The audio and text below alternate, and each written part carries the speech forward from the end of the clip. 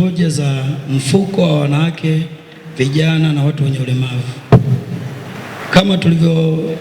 Kama ulivyotoa maelekezo yako wakati wa utangulizi, ni kwamba halmashauri imekuwa na mwitikio mzuri kwa maana ya kuwezesha vikundi vya vijana, wa mama na watu wenye ulemavu, lakini pana changamoto kwa baadhi ya vikundi pia kutokurejesha fedha hizi ambazo wakati wa ukaguzi zilibainika kuwa milioni 523. Hizi ni zile ambazo zinakuwa zimezidi zaidi ya mwaka mmoja tangu walivyokopeshwa. Ni wananchi wetu wako kule, wakienda kuguswa kidogo, ilikuwa ni kweli ameshakimbia kwenye chama, amekimbia kwa mheshimiwa diwani, lakini wanatuambia tuendelee kusimamia sheria, na ndio maana tuko hapa leo. Kati ya hiyo milioni 523 hadi sasa hivi tumeweza kukomboa milioni 292 na shughuli bado inaendelea, na tulikuwa tumewekeana lengo kabla ya tarehe 30 mwezi wa 6 vikundi vile vyote ambavyo vitaonekana mikorofi vipeleke katika mamlaka za kisheria. Lakini mifumo hii ambayo unasema ya usimamizi, maana yake na tukiwaachia wenyewe ndio inapelekea wanakuwa na janja kama hii. Unaisaidiaje halmashauri ya watu? Mimi nilishaitoa pendekezo kwenye baraza kwamba kwa jinsi walivyo wale walemavu kwenye kata yangu au walimu hao, nitoa pendekezo kwamba kwa kuwa wameshindwa kuendesha kabisa na nini, tena halmashauri ichukue kitu kingine kwa namna gani wanakabidhiwa watu kwenye kuendesha miradi. Walipewa nini hao? Papa mdamezi. Sasa tunasema hata sana kufanya. Hatuwezi kupoteza hela yote ya kusema tu mshiko. Kwa mambo hao.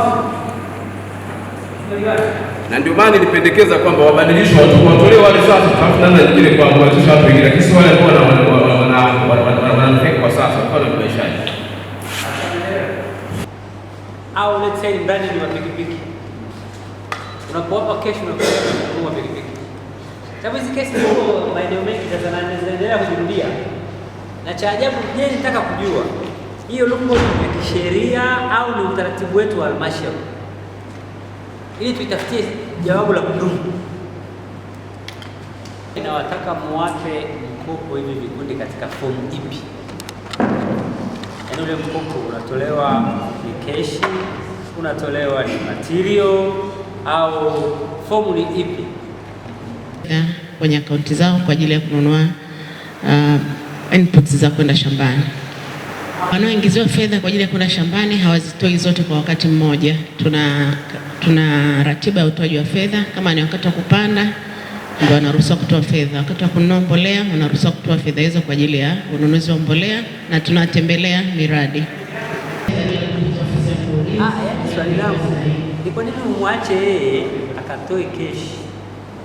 Huyo mtu haujampa elimu ya fedha, sawa? Huyo mtu yeye labda anajua kulima na kufanya hiyo shughuli yake.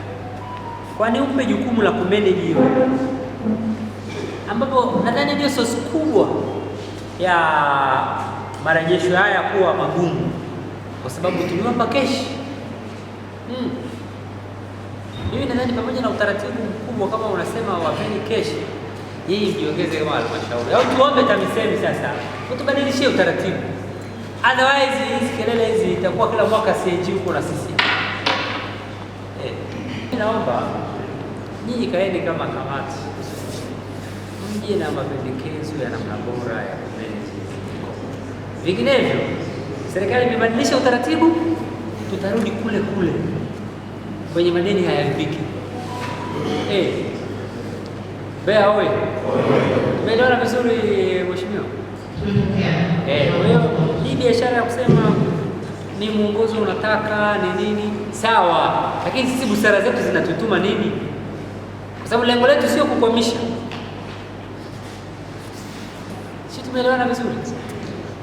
Kama ambavyo tulikuwa tukiwasumbua za maendeleo, hivi vikundi viko kata yangu, wasaidie, twendeni tukahimize warejeshe hiyo mikopo.